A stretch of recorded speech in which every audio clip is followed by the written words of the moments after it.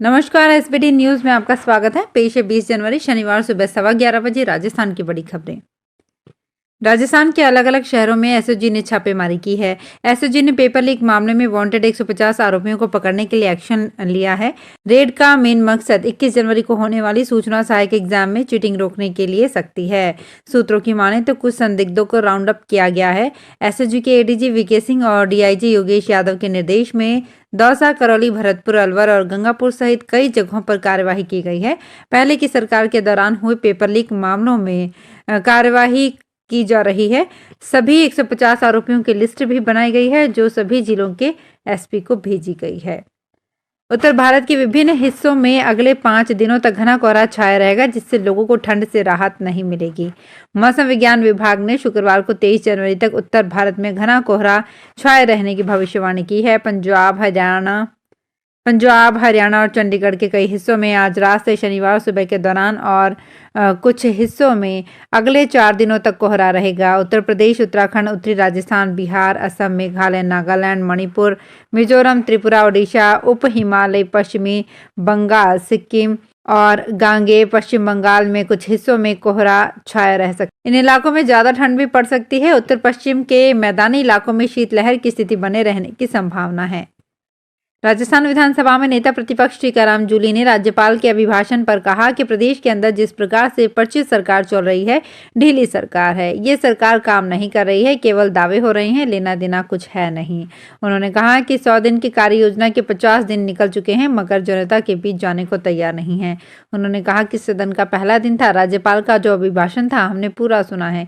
ये संवैधानिक प्रक्रिया है। राज्यपाल वही अभिभाषण पढ़ते हैं जो कैबिनेट लिखकर देती है, लेकिन पुरानी सरकार को कटघरे में खड़ा करना और हमारी योजनाओं को गलत बताना सही नहीं है। लोकसभा अध्यक्ष ओम बिरला ने कहा कि आने वाले समय में देश की महिलाएं विकसित भारत के सपने को पूरा करेंगी। वो दिन दूर नहीं जब पंचायत से लेकर संसद तक नारी शक्ति की गूंज सुनाई देगी। बिरला ने ये बात शुक्रवार को बूंदी के कापरेन में नारी शक्ति संवाद कार्यक्रम में महिलाओं को आत्मनिर्भर बनाने से लेकर शिक्षित करने की बातों पर चर्चा हुई। लोकसभा अध्यक्ष ओम बिरला ने कहा कि आने वाले समय में महिलाएं ही विकसित भारत के सपने को पूरा करेंगी।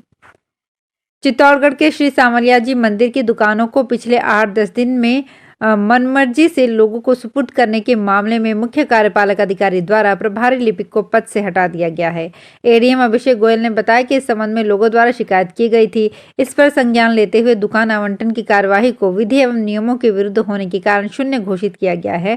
साथ ही संपदा अनुभाग के प्रभारी लिपिक को पद से हटाकर अन्य को चार्ज सौंपा गया है। वहीं संपदा अनुभाग में कार्यरत संविदा कर्मी की सेवाएं समाप्त करने के लिए संबंधित एजेंसी को लिखा गया है।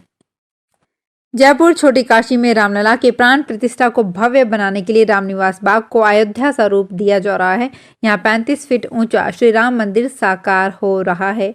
इसे बनाने के लिए 150 बंगाली कारीगर जुटे हुए हैं। अयोध्या की तर्ज पर राम द्वार, सीता द्वार, लक्ष्मण द्वार, हनुमान द्वार भी आकर्षण का केंद्र रहेंगे।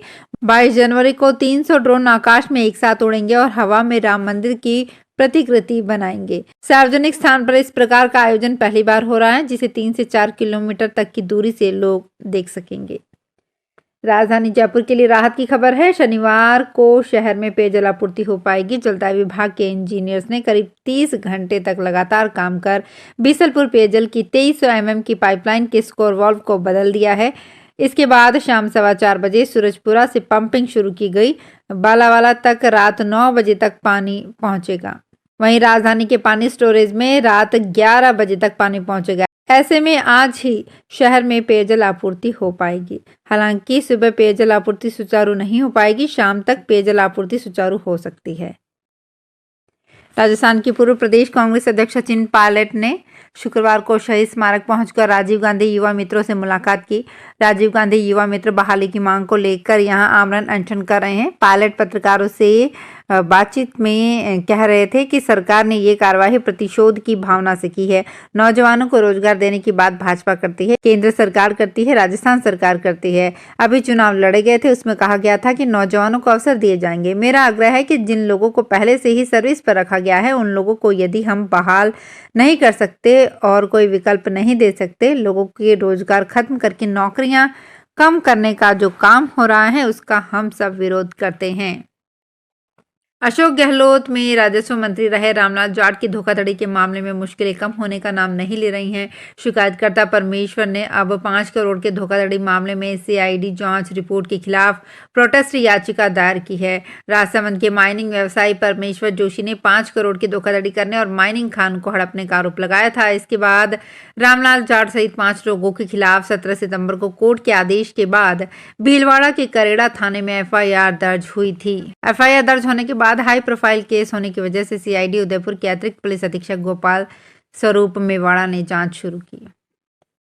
राजस्थान सरकार की महत्वाकांक्षी योजना आयुष्मान भारत चिरंजीवी स्वास्थ्य बीमा योजना के तहत बाड़मेर जिले के नागरिक घर बैठे योजना में रजिस्ट्रेशन करवाकर आयुष्मान कार्ड बना सकते हैं। सीएमएचओ डॉक्टर सीएस गजराज ने बताया कि आयुष्मान भारत चिरंजीवी स्वास्थ्य बीमा योजना के तहत सामाजिक एवं आर्थिक जनगणना 2011 के पात्र परिवारों के सदस्यों का आयुष्मान भारत ई-केवाईसी पहचान कार्य किया जा रहा है। इसमें बाड़मेर जिले के करीब 12,58,567 सदस्यों का कार्ड बनाया जाना है। इनमें से करीब 7 लाख सदस्यों के कार्ड बनाए जा चुके हैं। कृषि विज्ञान केंद्र प्रतापगढ़ द्वारा निकटवर्ती गांव उमरदा में सरसों पर प्रक्षेत्र दिवस का आयोजन किया गया। केंद्र के वरिष्ठ वैज्ञानिक एवं प्रभारी डॉक्टर योगेश कनौजिया ने बताया कि केंद्र द्वारा इस वर्ष रबी में राष्ट्रीय खाद्य सुरक्षा मिशन के अंतर्गत 20 हेक्टेयर क्षेत्र में सरसों के 50 प्रदर्शन आयोजित किए गए, जिसका मुख्य उद्देश्य किसानों के खेतों पर नवीनतम तकनीकी का हस्तांतरण कर सरसों की पैदावार बढ़ाना है। देश के कई राज्य ठंड और घने कोहरे की चपेट में हैं। पंजाब, हरियाणा और दिल्ली में शुक्रवार को रेड अलर्ट जारी किया गया है। पंजाब के बठिंडा में आज घने कोहरे के कारण 0 विजिबिलिटी दर्ज की गई। अमृतसर और पटियाला में 25 मीटर विजिबिलिटी रही। दिल्ली में कोहरे के कारण 22 ट्रेनें 1 से 6 घंटे तक देरी से चली। कई फ्लाइट्स भी लेट रही। पालम स्थित इंदिरा गांधी इंटरनेशनल एयरपोर्ट के पास सुबह 5:30 बजे विजिबिलिटी रेंज 50 मीटर दर्ज की गई। राजकीय उत्तरदायित्व एवं बजट प्रबंधन रिपोर्ट में सामने आया कि मौजूदा वित्तीय वर्ष में पहली छमाही में आम आदमी की जेब ढीली पड़ गई। प्रति व्यक्ति कर्ज बढ़कर 78,000 हो गया है। मौजूदा वित्तीय वर्ष की पहली छमाही में प्रदेश में 5,561 करोड़ की आमदनी पर खर्च 15,278 करोड़ तक बढ़ने से प्रति व्यक्ति कर्ज करीब 78,000 तक पहुंचा है। अयोध्या में 22 जनवरी को भगवान राम की मूर्ति की प्राण प्रतिष्ठा को लेकर देश भर में उत्साह का माहौल है।